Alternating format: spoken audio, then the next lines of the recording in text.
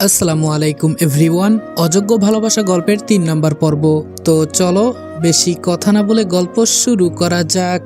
মিতু বলল, আপনার কি গার্লফ্রেন্ড আছে স্যার? আমি বললাম, তুমি এসব জেনে কি করবা? মিতু বলল, আমি না আপনার স্টুডেন্ট, আপনার সম্পর্কে আমি কি কিছু জানতে পারি না? আমি বললাম, তাই বলে এসব কেউ জিজ্ঞেস করে? মিতু বলল, আমি করি। স্যার এখন বলেন প্লিজ। আমি বললাম, এত করে যেহেতু বলছো তাহলে শুনো, আমার কোনো গার্লফ্রেন্ড নাই। মিতু বলল, সত্যি স্যার? আমি বললাম হুম। মিতু একটু খুশি হয়ে বলল, ইয়াহু। আমি বললাম, আমার গার্লফ্রেন্ড নাই দেখে তোমার খুশি হওয়ার কারণ কি বুঝতে পারলাম না। মিতু মিনমিন করে বলল, আপনি তো আমার ভালোবাসা, আপনার গার্লফ্রেন্ড নাই তো আমার লাইন ক্লিয়ার। আমি বললাম, এই মিতু কি মিনমিন করছো? মিতু বলল, আচ্ছা স্যার, আমাকে সুন্দর লাগছে না? আমি বললাম হুম। আসলে এতক্ষণ খেয়াল করি নাই যে মিতু শাড়ি পরে আসছে। এক কথায় অসাধারণ লাগছে তোমাকে। মিতু বলল, হুম, অসাধারণ বললেই হলো? এটা বলতে পারেন না তোমাকে আমার বইয়ের মতো লাগছে? ধন্যবাদ স্যার। আমি বললাম, আগে তো বলছিল স্যার ডাকবা না, এখন আবার স্যার ডাকছো? মিতু বলল, আমি যখন খুশি যা পারি তাই ডাকবো। আমি বললাম, তোমার সাথে এত কথা বলতে পারবো না। মিতু বলল, স্যার আমি কিছু প্রশ্নের উত্তর জানতে চাই। আমি বললাম, হুম বলো, কি জানতে চাও?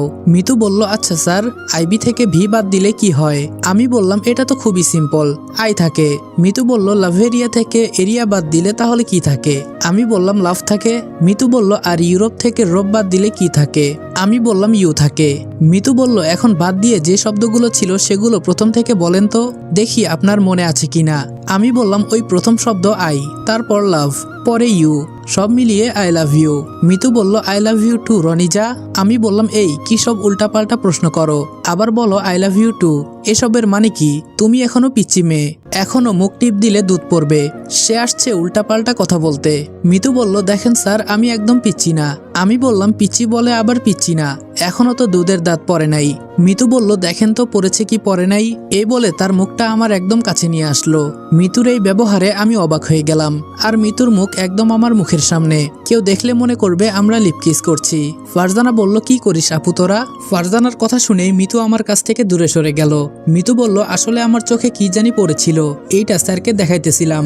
আমি মনে মনে বললাম, কি ব্যাপার, মিথ্যা বললো কেন? আর মিতুর ব্যবহার তো আমি কিছুই বুঝতে পারছি না। মিতু আমার কাছে কি চায়? ধুর, এসব চিন্তা করে আমার লাভ নাই। আমি যাই, তোমরা দুই বোন মিলে কথা বলো। ফারজানা বলল, স্যার আপনি একটু থাকেন, আমরা একটু আড্ডা দেই। আমি বললাম, না, আমার কাজ আছে। এই বলে নিচে চলে গেলাম। ফারজানা বলল, আপু মিথ্যা বলবি না, তুই স্যারের সাথে কি করছিলি? মিতু বলল, তোরে মিথ্যা বলবো কেন, সত্যি আমার চোখে কি জানি পড়েছিল। ফারজানা বলল, চোখে কিছু পড়লে চোখ লাল থাকবে, কিন্তু তোর চোখ তো কিছুই হয় নাই। মিতু মনে মনে বলল, এই রে, ধরা খেয়ে গেলাম। আরে না, হয়েছে কি?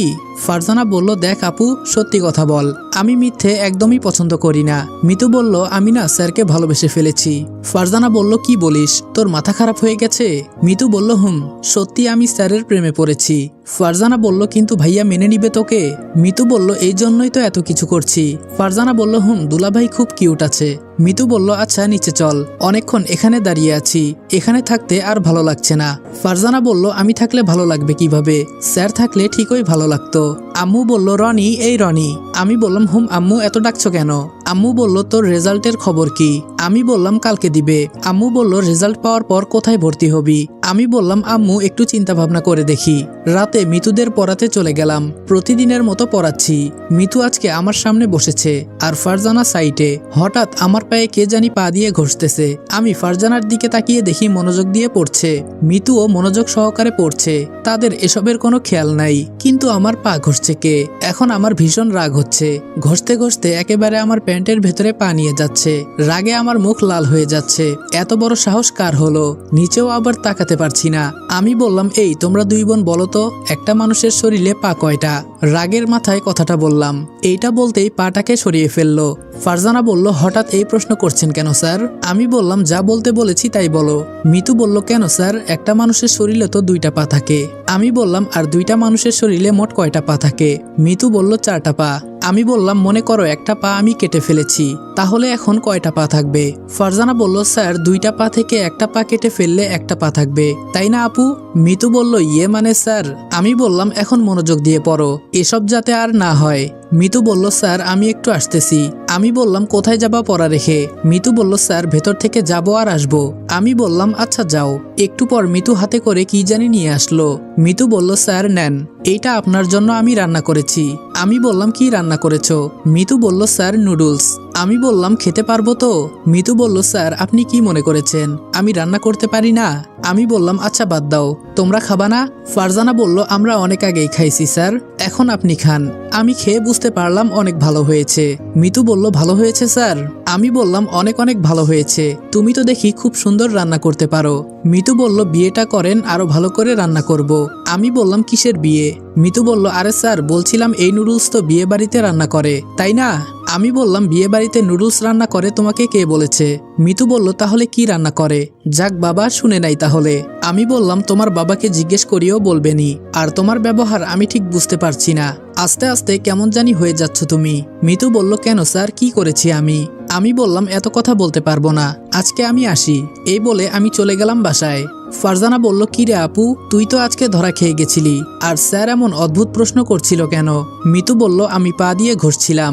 ফারজানা বলল ওহ এজন্যই, তোর কি এটা করা ঠিক? মিতু বলল কি ঠিক কি না ঠিক এটা তোকে বলতে হবে না। ফারজানা বলল তাহলে প্রপোজ করে দে।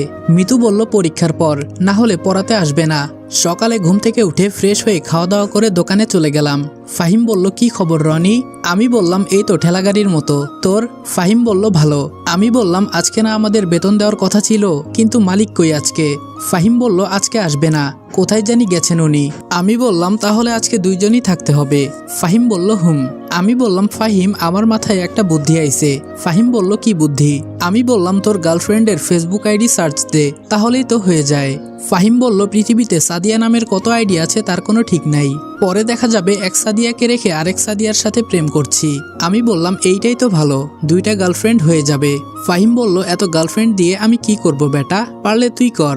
আমি বললাম না ভাই দরকার নাই, কথা বলি আর সদাই বিক্রি করি। দেখতে দেখতে 12টা বেজে গেল।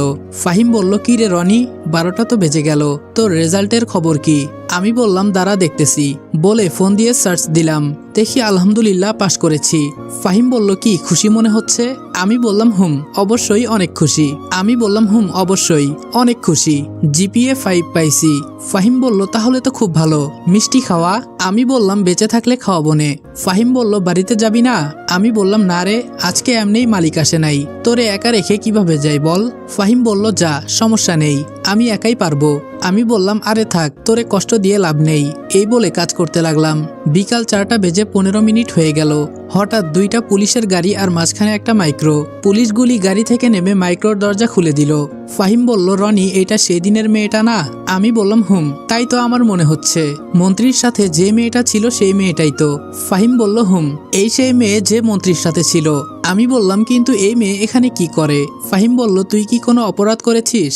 আমি বললাম আরে বেটা আমি আবার কি করব?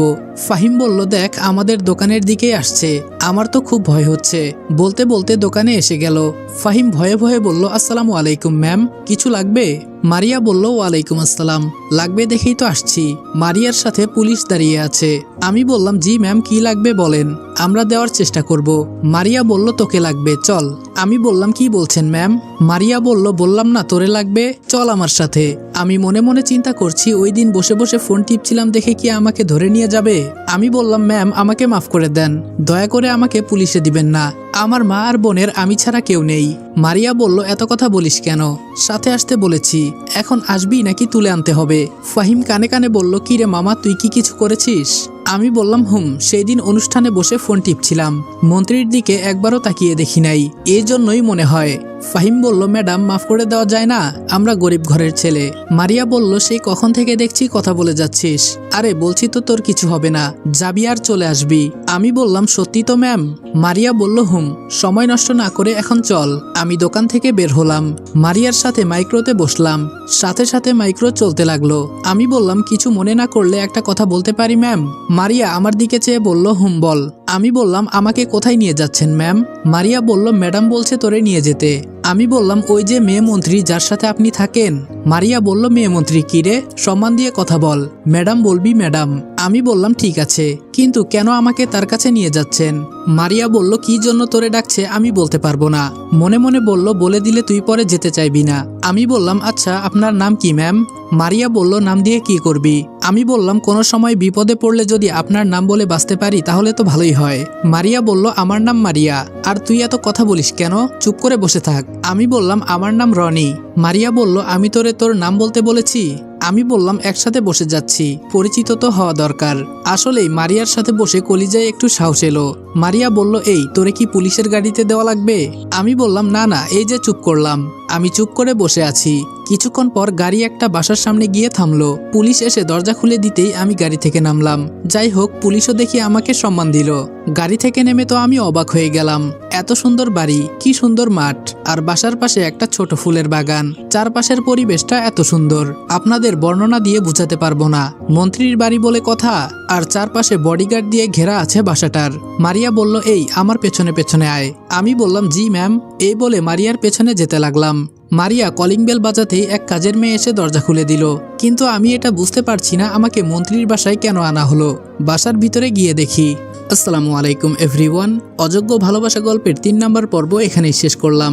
ভিডিওটা ভালো লাগলে লাইক এবং কমেন্ট করে দিও, আর চ্যানেলে নতুন হলে সাবস্ক্রাইব করতে ভুলবে না। আজকের ভিডিওটা ছোট করার জন্য আন্তরিকভাবে দুঃখিত। তোমরা হয়তো ভয়েসটা শুনে বুঝতেই পারছো আমি অনেকটাই অসুস্থ।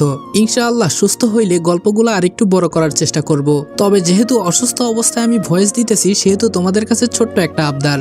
এই ভিডিওতে যদি 5000 লাইক আর 500 কমেন্ট কমপ্লিট করে দিতে পারো, তাহলে পরবর্তী পার্ট 20 মিনিটের উপরে হবে। তো আর দেরি না করে তাড়াতাড়ি লাইক এবং কমেন্ট কমপ্লিট করে দাও। তো দেখা হচ্ছে নেক্সট ভিডিওতে। ততক্ষণ ভালো থাকবা, সুস্থ থাকবা। আল্লাহ হাফেজ।